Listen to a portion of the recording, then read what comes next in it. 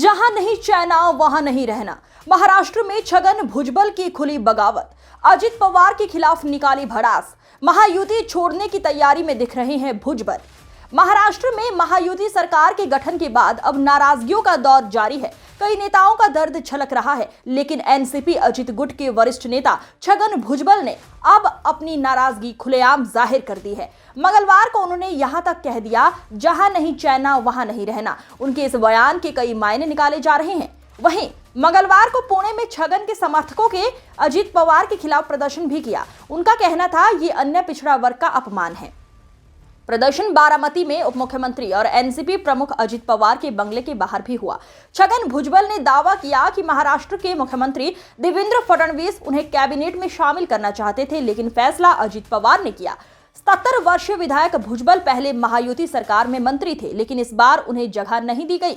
छगन भुजबल मंत्री नहीं बनाए जाने से नाराज अब खुलेआम बगावत पर उतर आए हैं। उन्होंने कहा कि एनसीपी में फैसले अजित पवार लेते हैं, जैसे बीजेपी में देवेंद्र फडणवीस और शिवसेना में एकनाथ शिंदे लेते हैं। एक दिन पहले दिए गए अपने बयान जहां नहीं चैना वहां नहीं रहना पर सफाई देते हुए भुजबल ने कहा कि वह बुधवार को एनसीपी कार्यकर्ताओं और अपनी येवला सीट के लोगों से चर्चा के बाद कुछ कहेंगे।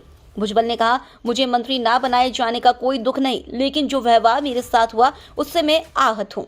नासिक में मीडिया से बात करते हुए भुजबल ने कहा कि उन्हें मई में लोकसभा चुनाव लड़ने को कहा गया था, लेकिन नाम फाइनल नहीं हुआ। फिर राज्यसभा सीट की पेशकश की गई, जिसे उन्होंने ठुकरा दिया। उन्होंने कहा, मैंने नासिक से लोकसभा चुनाव लड़ने का सुझाव स्वीकार किया। जब मैं राज्यसभा जाना चाहता था तो मुझे विधानसभा चुनाव लड़ने को कहा गया। अब मुझे राज्यसभा सीट ऑफर की जा रही है। क्या मैं कोई खिलौना हूँ? आप जब कहें खड़ा हो जाऊं और जब कहें बैठ जाऊं। मेरे क्षेत्र के लोग क्या सोचेंगे अगर मैं इस्तीफा दे दूं? भुजबल ने कहा, मुझे लोकसभा चुनाव के लिए प्रधानमंत्री नरेंद्र मोदी और गृह मंत्री अमित शाह के कहने पर तैयार किया गया। मैंने 1 महीने तक तैयारी की, लेकिन अंतिम समय में मेरा नाम हटा दिया गया। फिर मुझे बताया गया कि मुझे महाराष्ट्र में रहना चाहिए। उन्होंने आगे कहा, मेरे साथ जो हुआ वह अपमानजनक है। यह मंत्री पद का सवाल नहीं है, बल्कि मेरे साथ हुए बर्ताव का सवाल है। भविष्य के सवाल पर उन्होंने कहा कि कार्यकर्ताओं से बात करके वो कोई फैसला लेंगे।